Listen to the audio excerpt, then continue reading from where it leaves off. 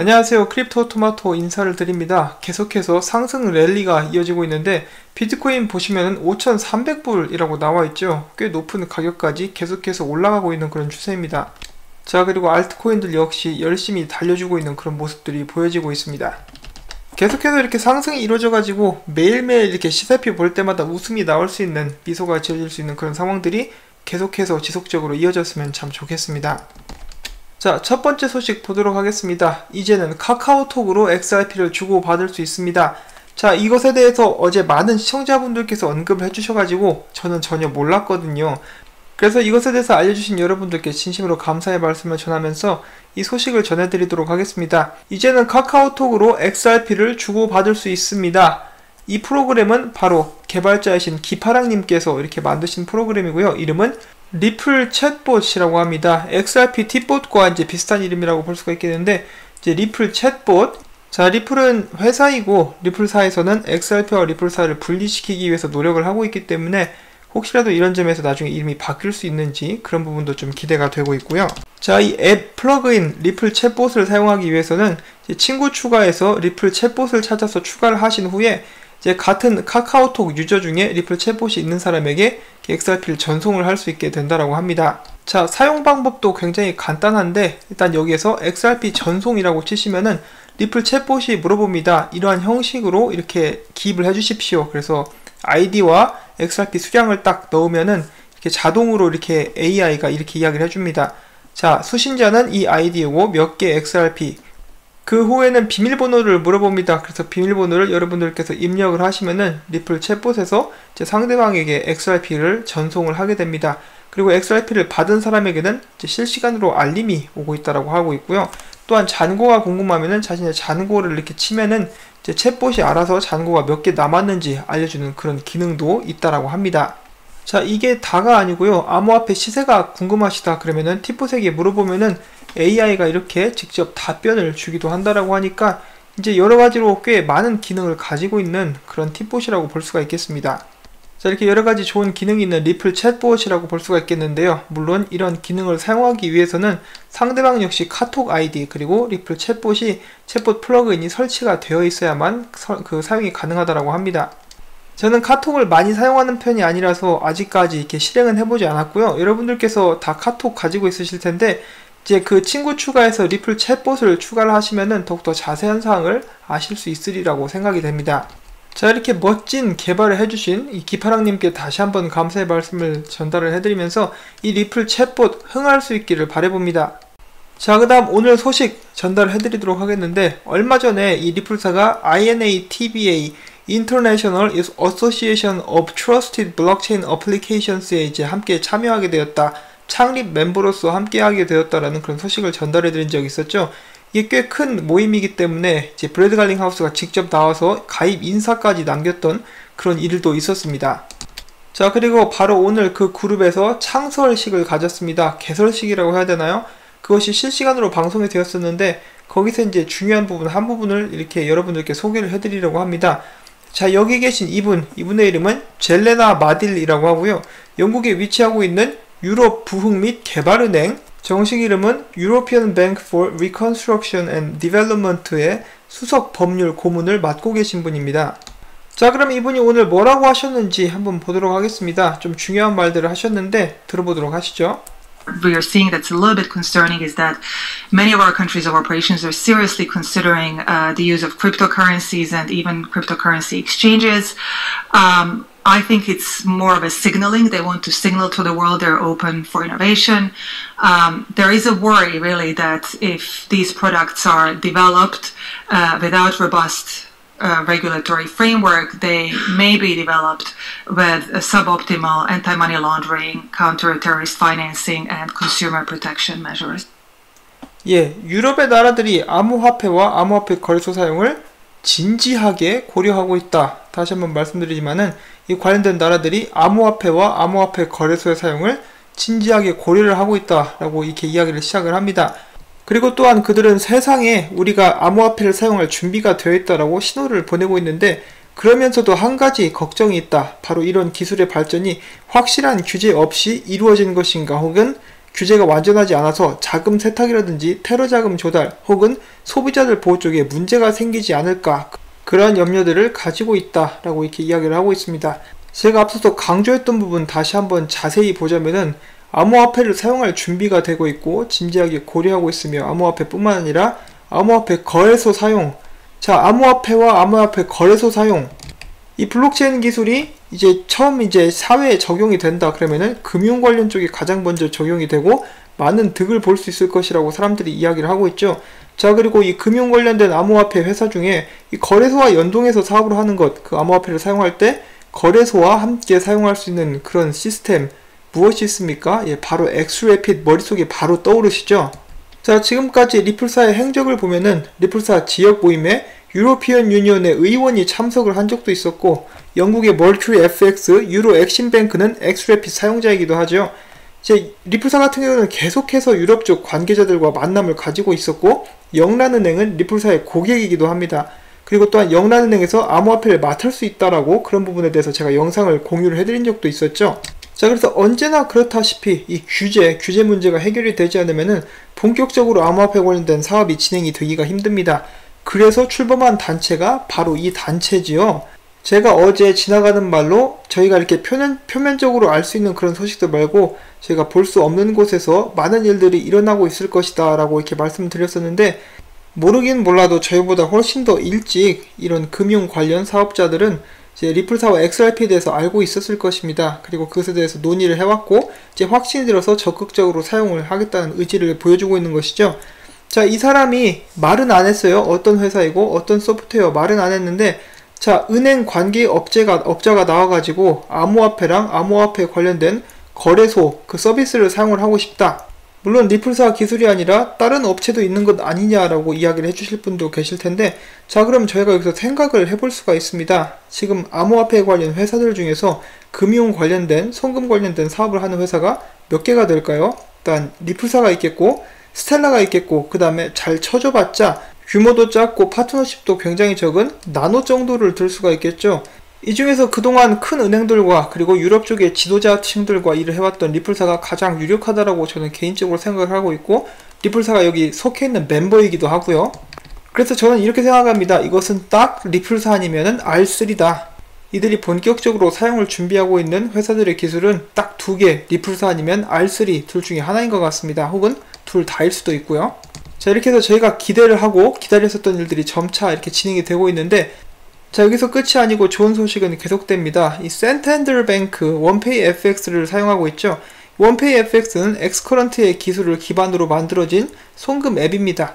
이 센텐더 뱅크에서 리플 기술의 기반인 이 원페이 FX의 사업을 대폭 확대하겠다라는 발언을 했다라고 하는데, 이 원페이 FX는 이제 미국을 포함한 전 세계 19개국으로 사용처를 늘릴 것이다. 그리고 또한 곧 있으면은 파고 FX라는 은행의 이용이 용이하지 않은 사람들을 대상으로 하는 소중 규모의 회사를 위한 지불 앱을 또 따로 출시를 한다라고 밝혔습니다. 자, 물론 이 앱에서는 리플사의 기술을 사용하느냐 마느냐 확실히 발표된 것은 없는데, 중요한 것은 여기에 센텐더의 의장인 아나보틴이 이야기한 것인데, 그가 이렇게 이야기를 했습니다. 센텐더를 통해서 트랜스퍼와이즈에서 제공하는 것과 같은 가격으로 유럽과 폴란드, 브라질, 칠레로 실시간 외환 송금을 할 수 있다. 그리고 우리는 리플사와 협력하고 있으며 자사에서 2년 동안 테스트를 했을 때 결과가 정말 좋았다. 기술은 안전하고 완전했으며 지역 규제에도 부합했으므로 사용자는 아무런 걱정을 할 필요가 없다. 이런 식으로 이야기를 했습니다. 자, 저는 여기서 두 가지를 짚어보고 싶은데, 첫 번째는 이 아나보틴과 센텐더 뱅크는 직접 리플사의 기술을 테스트 및 실행을 해봤을 때 그들이 신뢰를 가지고 있다는 것을 볼 수가 있었고, 아나보튼이 직접 언급을 한 것처럼 규제에 관해서 이야기를 했어요. 역시 규제 쪽 문제가 해결이 되면은 얼마든지 더 나은 업그레이드된 서비스인 엑스래핏을 사용할 여지가 있다는 것도 제가 엿볼 수가 있었습니다. 이 부분에 대해서 또 확신을 가질 수 있는 부분 중에 하나가, 아나보틴이 방금 이야기를 할 때 이 트랜스퍼와이즈를 언급을 하고 그들의 가격이 트랜스퍼와이즈와 똑같다라고 이야기를 했죠. 이 말인 즉슨 센텐더 뱅크가 트랜스퍼와이즈를 이렇게 의식하고 있다는 것을 저희가 알 수가 있겠죠. 트랜스퍼와이즈는 굉장히 값싼 그런 송금 서비스를 진행을 해오고 있었는데, 어떻게 보면 라이벌 관계가 형성이 됐다라고 볼 수가 있겠습니다. 트랜스퍼와이즈는 리플사의 파트너는 아닙니다.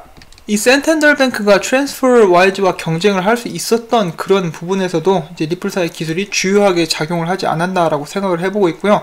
이런 경쟁에서 확실히 이길 수 있는 방법은 더 나은 서비스를 제공하는 것, 이제 속도면이라든지 그런 점은 안정이 되었으니까 이제 가격을 더 낮출 수 있는 방안이 있다라면은 그 경쟁에서 이길 수가 있겠죠.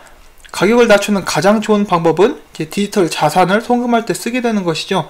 자, 최근 나온 월드뱅크의 블로그의 그런 분석에 따르면은 리플사의 엑스래핏을 사용해서 송금을 했을 때 기존의 송금 비용보다 40에서 70% 더 값싸게 송금을 진행할 수 있었다라고 공식적으로 발표가 나왔었죠.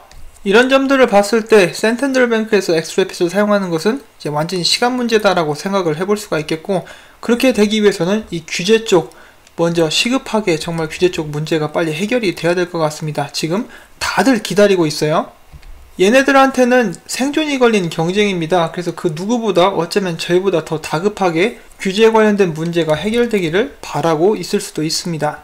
자, 그러면 앞서서 전해드린 소식과 또 관련이 있는 다음 소식 보도록 하겠습니다.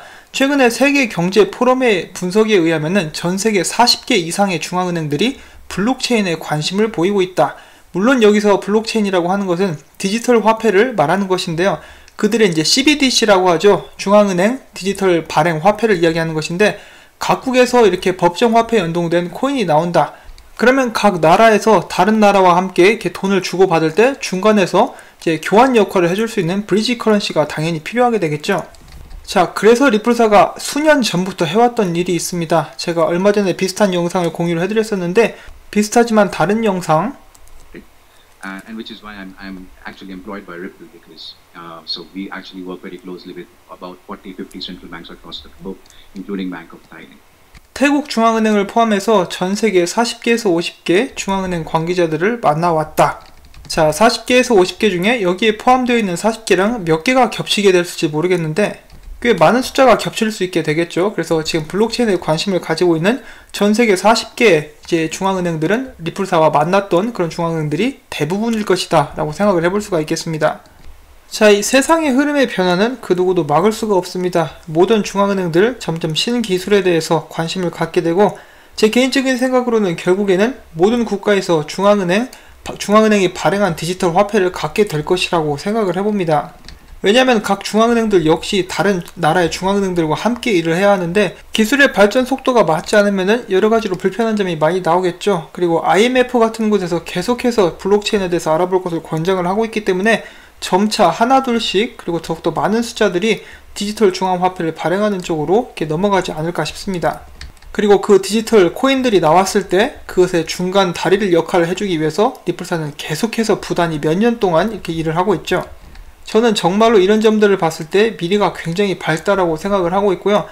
저희가 계속해서 골칫거리로 생각을 하고 있었던 규제 관련 문제도 계속해서 발전하는 방향으로 나아가고 있습니다. 예를 들어서 또 워렌 데이비슨 다시 한번 토큰 분류법에 대해서 강하게 이야기를 하고 있고, 이제 이번 주에 의회에 다시 한번 소개가 되겠다라고 저는 그렇게 들었는데, 어떤 식으로 이제 의회에서 반응을 할지 두고 봐야 될 것 같고요.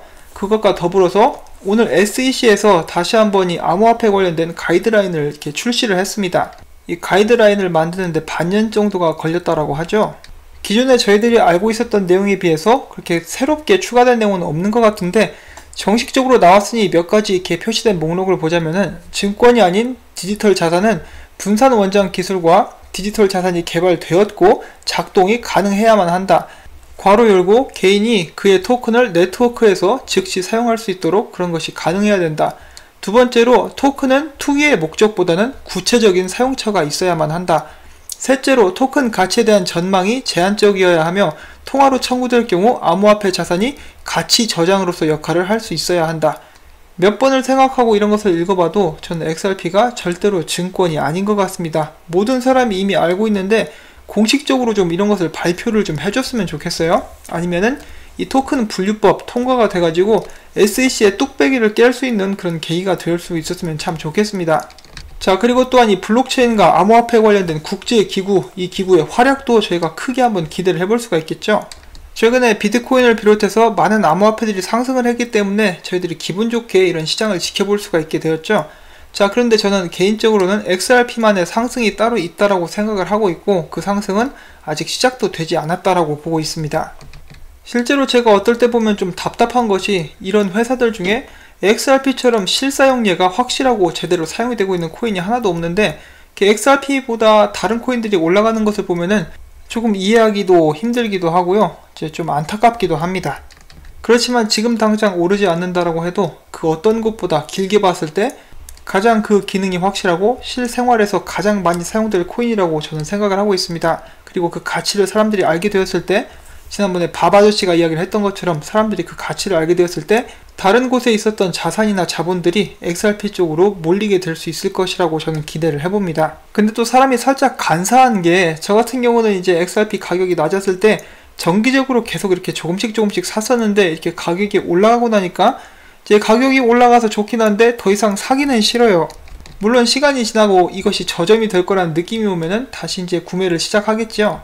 제가 이러한 부분들을 이렇게 경험을 하면서 예전에 워렌 버핏이 했었던 그런 이야기가 생각이 납니다. 워렌 버핏이 이야기하기를 이렇게 사람들에게 물어보죠. 여러분들은 만약에 여러분들이 장기 투자를 목표를 가지고 있는 대상이 있으면은 그 대상의 가격이 지금 당장 낮은 것이 좋습니까? 높은 것이 좋습니까? 이런 이야기가 생각이 났는데 답은 낮은 것이 좋죠. 왜냐하면 장기적으로 투자하려고 들어왔기 때문에 최대한 많이 관련된 자산이나 주식을 보유할 수 있는 기회가 되기 때문이죠. XRP를 아무리 조롱을 하고 욕하는 사람도 리플사가 일을 잘하고 있다는 것을 부정하는 사람은 제가 거의 못 봤거든요. 그 말인 즉슨 XRP 홀더들이 원하는 방향대로 사업이 진행이 되어가고 있다는 것이고 저희가 기대하는 그날은 반드시 온다라고 볼 수가 있겠죠. 그리고 그날까지 저희는 최선을 다해서 그 보상을 받을 수 있도록 준비를 해야 될 것 같습니다. 하지만 투자는 절대로 이제 여유 자금만 하시고 대출이나 그런 거 받으시면 안 돼요. 아무튼 잡설이 좀 길어졌는데 자 바로 마치도록 하겠습니다. 여러분들께서 어떻게 보셨는지는 모르겠지만 저는 오늘 나온 소식들이 이제 굉장히 좋은 소식이라고 생각을 하고 있습니다.